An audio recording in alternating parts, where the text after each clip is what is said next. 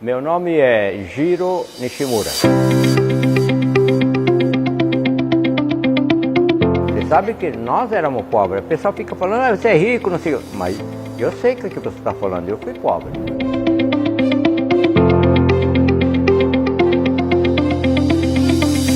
O dia que a gente podia comprar um sanduíche de pão com mortadela, era festa. Aquilo ia embrulhado dentro da minha bolsa, cheirando. A gente não via a hora do recreio para comer pão com mortadela.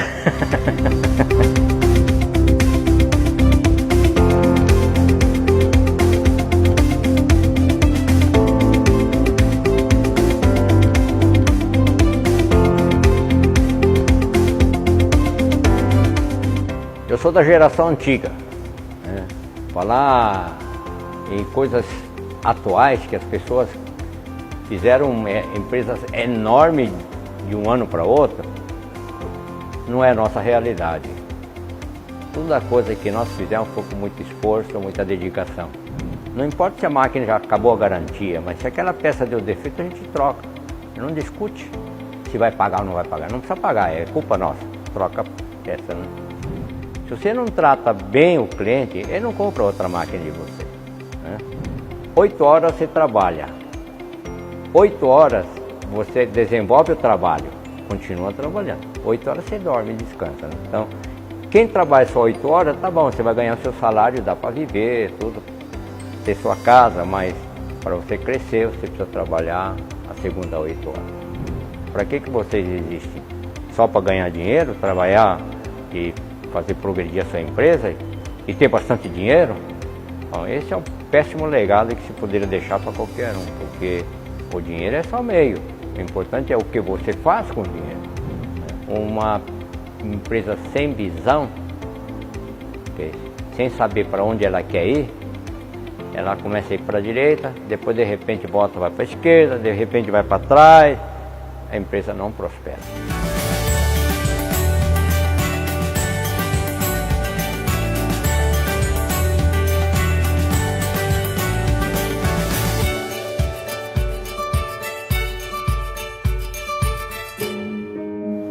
A situação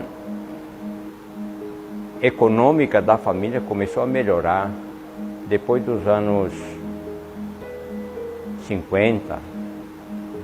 50 já tinha 8 anos, já estava começando melhor, mas daí para frente é que o negócio do meu pai começou a prosperar.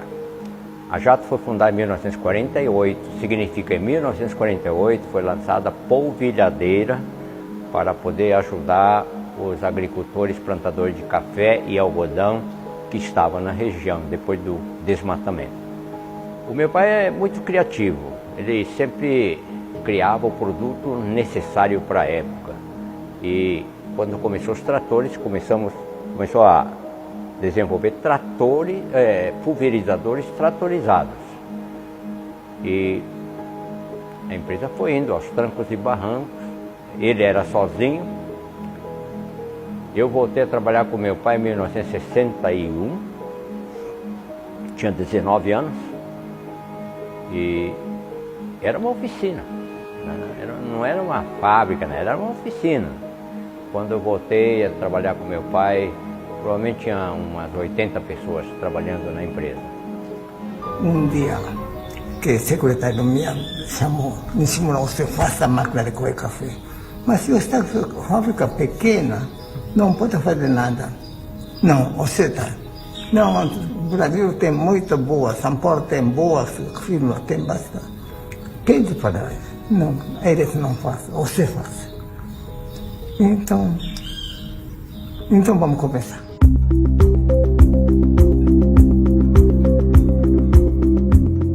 O maior desafio do crescimento foram com as inovações que vão aparecendo, foi a colhedora de café. A colhedora de café foi lançada em 79, portanto a história da colhedora começou lá por 73, 74, quando o secretário da Agricultura pediu para que a Nishimura desenvolvesse essa colhedora. Ele não tinha conhecimento para isso.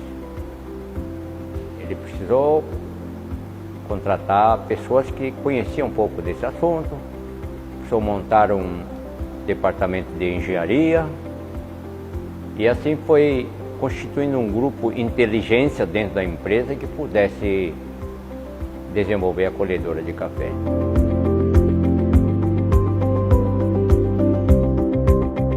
Quando a empresa começa a crescer, a primeira coisa que a gente precisa fazer é fazer uma estrutura para poder organizar e distribuir as funções.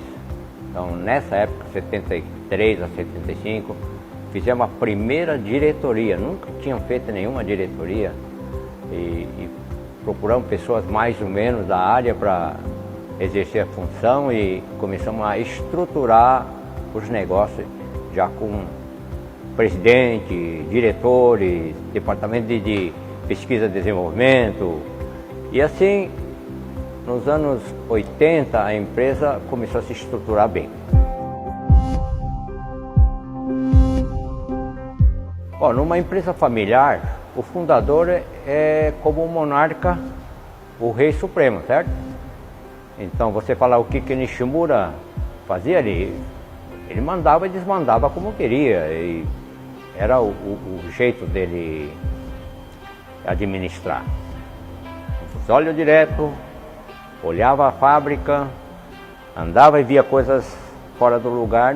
Na segunda-feira ele ia chamar a cara, vem cá. E ele, então, administrar diretamente. Quando veio o filho, que sou eu, entrei em 61, ele começou a perceber que agora tinha que compartilhar alguma coisa, né? E a coisa ficou muito engraçada, porque quando começamos a contratar diretores, aí ele tinha também que respeitar os diretores, cada um está na sua área, né? Ele aceitava compartilhar, doutor, vem cá. E ele, ele dava as suas ordens para cada um deles separadamente. Então, enquanto ele era o presidente supremo, mandava e desmandava como qualquer fundador faz.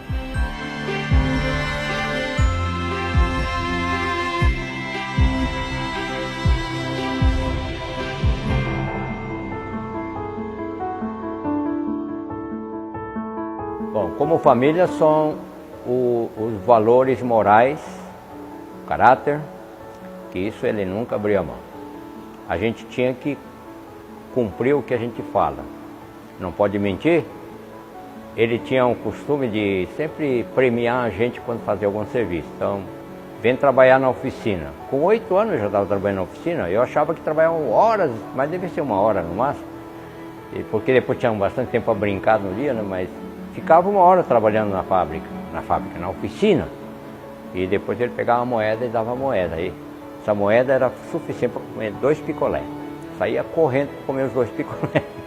E ele sempre premiava o trabalho que você fizer. Ele não era de graça. Comprar qualquer coisa, ele não dava de graça. Tinha que trabalhar. E tem uma forma muito legal dele que quando nós juntávamos metade do valor de alguma coisa que nós queríamos, ele punha a outra metade. Por exemplo, nós gostávamos muito de jogar bola. A bola estragava e queria comprar outra bola, ele não dava outra bola porque você pedia. Se você chegasse e falasse, ó, economizamos, tinha lanche, economizando dinheiro no lanche, era a única fonte, né? Aí levava para o meu pai e falava, ó, já conseguimos metade do valor, aí ele pagava outra metade. O que é importante em tudo isso? São princípios para a vida. Então, o legado que a gente pode deixar para os filhos é o princípio para a vida. E onde nós buscamos os princípios da vida? Nossa família, desde a minha mãe e meu pai, que veio do Japão, teve uma influência cristã. Então, estudava a Bíblia e frequentava a igreja. Então, princípios bíblicos passam a ser parte da linha que você vai ensinar para os seus filhos. Não é o princípio do papai e da mamãe. Está escrito na palavra e eu costumava fazer isso. Quando os filhos chegam na adolescência, eles querem contradizer um monte de coisa. O pai crê em Deus. Na Bíblia está escrito aqui, leia aí. Tá. Aí, você entendeu? Entendi. Então, é isso aí, não é minha palavra. O princípio de vida está na palavra de Deus, você obedece. E assim, nós fomos conversando com as crianças na adolescência. Cada vez que o adolescente quer fazer alguma coisa, né, a gente deixava experimentar. Falei, isso não é bom, mas você quer experimentar, eu vou junto com você. Né? E a gente ia, depois estava falando, não quero mais. Já viu, já conheceu, não concorda com isso, concorda com aquilo. Isso foi constituindo a base de princípio de vida. Meu pai sempre tinha no coração dele, sempre depois que ele ficou empresário, ele queria retribuir ao Brasil por ter recebido tão bem um imigrante que veio sem nada. E aí ele criou a Escola Técnica Agrícola aqui. Lá no fundo do museu tem o nome de todos os alunos que estiveram frequentando a Escola Técnica Agrícola. Essa Escola Técnica Agrícola estava ensinando princípio de vida para os alunos. Não era ser técnico agrícola. Em ser o técnico agrícola, mas tinha que ter os procedimentos, suas atitudes, tinham que ser dentro dos princípios que Nishimura ele cria.